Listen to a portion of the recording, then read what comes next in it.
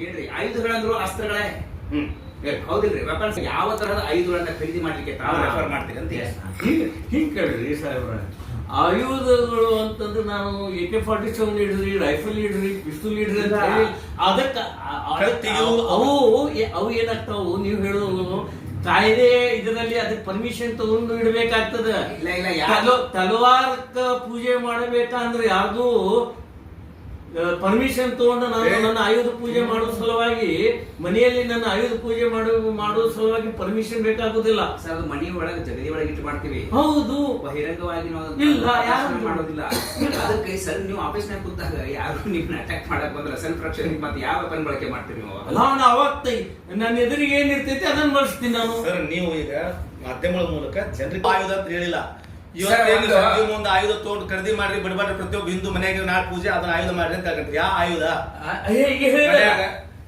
ರೈತ ಕಳೆ ತೆಗೆಯಕ್ಕೆ ಉಪಯೋಗಿಸಲ್ಲ ಕುಡುಗೋಲು ಕುರ್ಚಿಗೆ, ಅವಕ್ಕೂ ಆಯುಧ ಅಂತಾರೆ. ಅನೇಕ ರೈತ ಕುಟುಂಬದಲ್ಲಿ ಅವನು ಮಾಡ್ತಾರೆ. ನೀವ್ ಹೇಳಕತ್ತಿದ್ದನ್ನು ನಾವು ಸೈನಿಕರು ಹಿಂದೆಲ್ಲ ಕತ್ತಿಡಿದು ಹೊರಡ್ರಿ, ನೀವ್ ಮಾಡಿ ನೋಡ್ರಿ.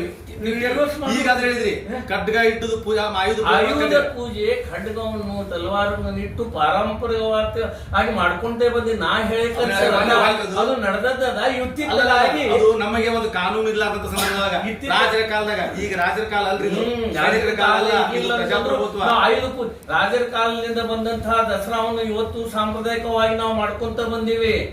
ಇದು ರಾಜ ಮಹಾರಾಜರ ಕಾಲದ ಸಲುವಾಗಿ ಅಲ್ಲ. ಆಯುಧ ಪೂಜೆ ನಮ್ಮಲ್ಲಿ ಅದಕ್ಕ ಮೊದಲಿಂದಲೂ ಮಹತ್ವ ಐತೆ. ಇತ್ತಿತ್ತಲಾಗಿ ಜನ ಬರ್ತಿದ್ದಾರೆ. ಅಲ್ಲ, ಪ್ರತಿಯೊಬ್ಬರ ಮನೆಯಾಗ ಪ್ರತಿಯೊಬ್ಬರ ಕೈಯಾಗ ಆಯುಧ ಇರೋದು ಈ ದೇಶಕ್ಕೆ ದೊಡ್ಡ ಅಪಾಯ ಅನ್ನೋದನ್ನ ಹೇಳವಲ್ರಿ ನೀವು?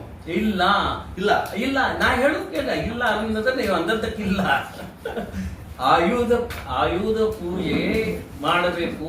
ಇದು ನಮ್ಮಲ್ಲಿ ಇವತ್ತು ನಾ ಹೇಳ್ತೀನಂತಲ್ಲ, ಇದು ಯಾವತ್ತಿಲಿಂದ ಇದೆ.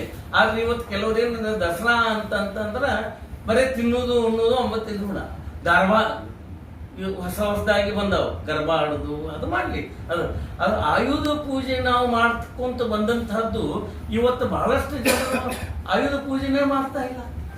ಅದಕ್ಕಾಗಿ ಆಯುಧಗಳು ಮನೆಯಲ್ಲಿ ಇರಬೇಕು. ತಪ್ಪ ಅಭಿಪ್ರಾಯ ಐತಿ.